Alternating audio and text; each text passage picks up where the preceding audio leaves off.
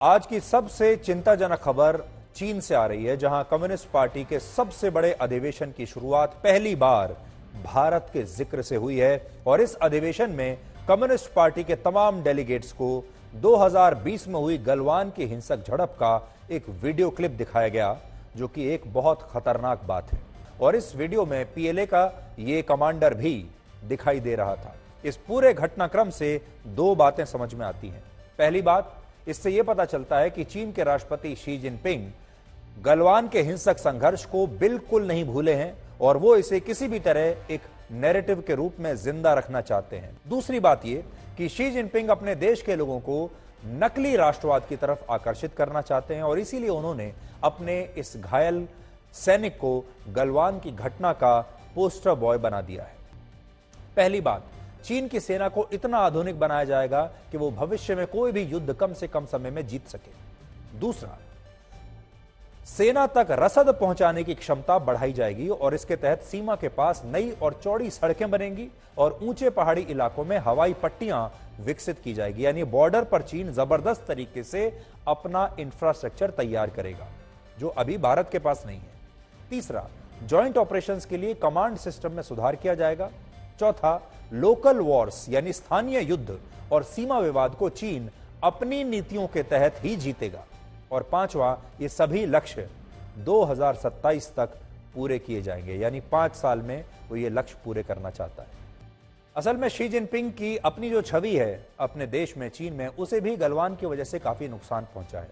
और चीन में आप जानते हैं मानव अधिकार नहीं है, चीन में किसी भी प्रकार की कोई आजादी नहीं है, अभिव्यक्ति की आजादी नहीं है और वहां के नागरिक अपनी ये सारी आजादी इसलिए छोड़ने को तैयार हो जाते हैं क्योंकि सरकार उन्हें कई तरह की सिक्योरिटी देती है।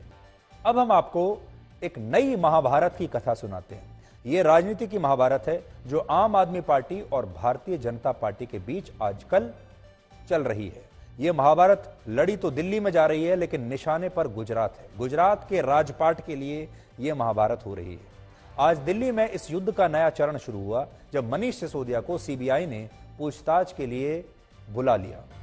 अरविंद केजरीवाल जानते हैं कि गुजरात में बीजेपी को हराना मुश्किल ही नहीं, नामुमकिन है। और गुजरात प्रधानमंत्री मोदी का राज्य है जहां वो पूरी ताकत से अपनी पार्टी को उतारेंगे। तो मोदी को जवाब देने के लिए केजरीवाल ने सिसोदिया को अब 4 अवतारों में उतारा है। आज ये बड़ा दिलचस्प रहेगा आपके लिए जानना।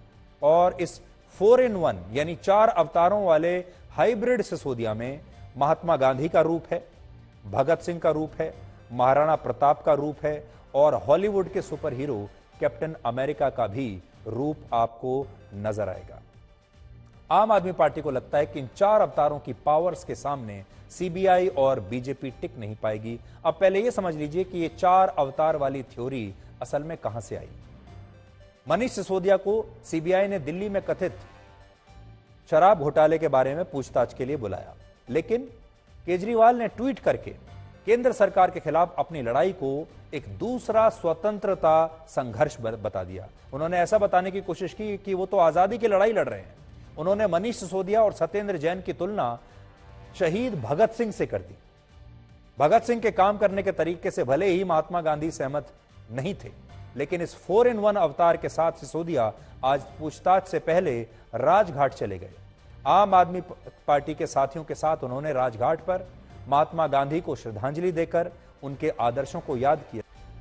और अब हम बात करेंगे एक ऐसी लड़की की जिसने अपने करियर की तमाम चुनौतियों का मजबूती से सामना किया और टीवी इंडस्ट्री में अपनी खास पहचान बनाई। आप सब ने भी उसे अलग अलग किरदारों में टीवी पर जरूर देखा होगा, लेकिन वो जिंदगी की मुश्किलों से हार गई।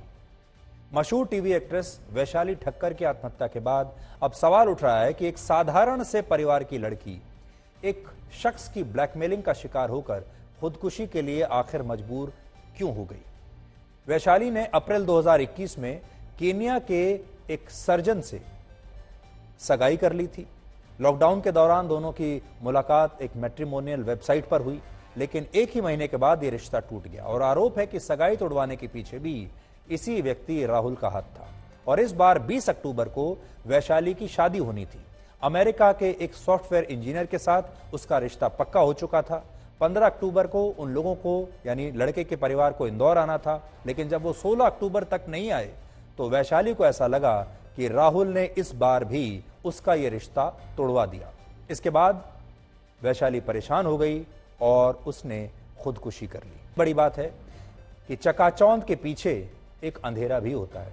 आप लोग जब किसी सफल व्यक्ति को देखते हैं तो लोगों की नज़र सिर्फ उसकी सफलता की तरफ जाती है। आप जब किसी फिल्म स्टार को देखते हैं, किसी दूसरे सेलिब्रिटी को जब आप टिकटॉक पर या इंस्टाग्राम पर, रील्स पर उनके वीडियोस देखते हैं, उनकी ज़िंदगी को देखते हैं, तो वो उनकी ज़िंदगी के बेहतरीन लम्हे होते हैं। सतवीर शर्मा की उम्र देखिए, उनके परिश्रम में कोई कमी नहीं, उनकी ईमानदारी में कोई कमी नहीं, दिल लगाकर काम कर रहे हैं। सैलरी है सिर्फ 10,000 रुपये, जिसमें पूरे परिवार का उन्हें ख्याल रखना है।